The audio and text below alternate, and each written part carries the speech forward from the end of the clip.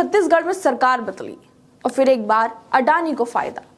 BJP ने छत्तीसगढ़ में एक आदिवासी को मुख्यमंत्री बनाकर हजारों आदिवासियों को अपने जंगल से बेदखल कर दिया और इसका सीधा फायदा अडानी को हो रहा है ताकि डूबा हुआ अडानी ग्रुप फिर दोबारा अमीरों की लिस्ट में शामिल हो सके।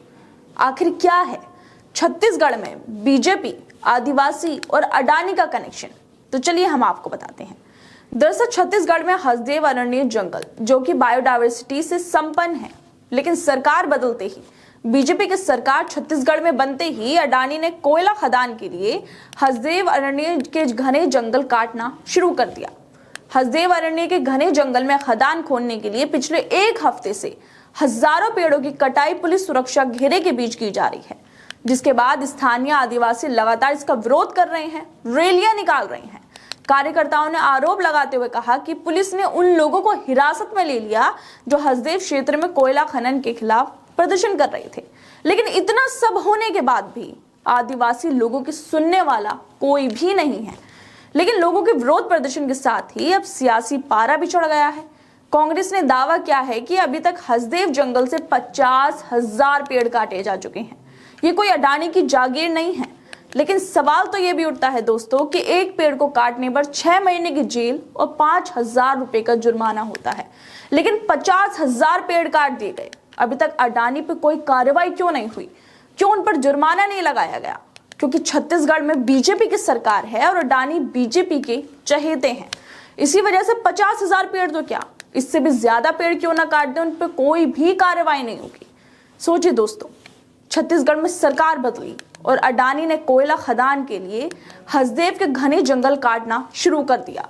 जंगल के पास रहने वाले तमाम आदिवासियों का जीवन तबाह किया जा रहा है।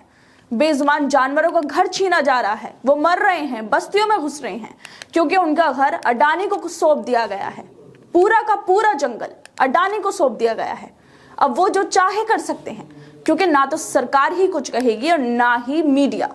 और हो सकता है कि इतनी बड़ी संख्या में पेड़ काटने के बाद भी उन पर कोई कार्रवाई या जुर्माना ना हो, क्योंकि हम जानते ही हैं कि अडानी को कुछ कहोगे तो बीजेपी जवाब देगी। और आजकल देश के क्या हालत है, मीडिया पर, हर चीज पर किसका प्रभाव है, हम सब जानते ही हैं। इसी वजह से अडानी को कोई रोकने वाला नहीं है, उन पर कोई कार्रवाई करने वाला नहीं है। जब ही तो आदिवासियों का प्रदर्शन करने के बाद भी, रैलियां निकालने के बाद भी जंगल की कटाई की जा रही है, लगातार पेड़ काटे जा रहे हैं।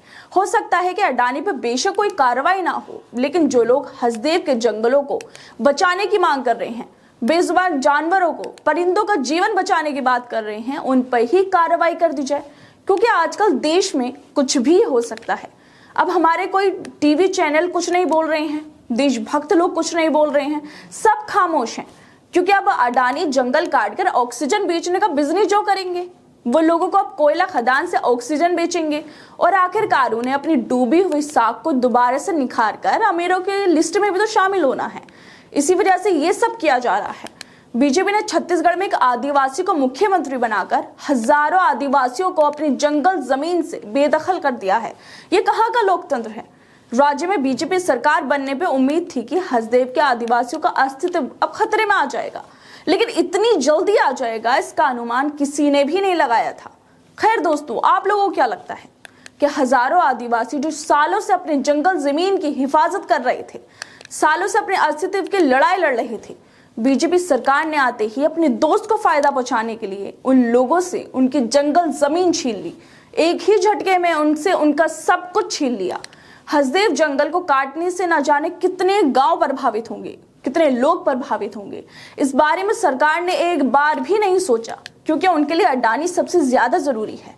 इसी वजह से लोगों की फिक्र किए बिना अडानी को आदिवासियों की जंगल जमीन को छीनने का ठेका दे दिया है, क्योंकि अडानी को फायदा पहुंचाना जरूरी है। लोगों की जमीन छीनती है तो छीन जाए, जंगल खत्म होते हैं तो हो जाए, लोगों को ऑक्सीजन ना मिले, इन सब से सरकार को क्या लेना देना?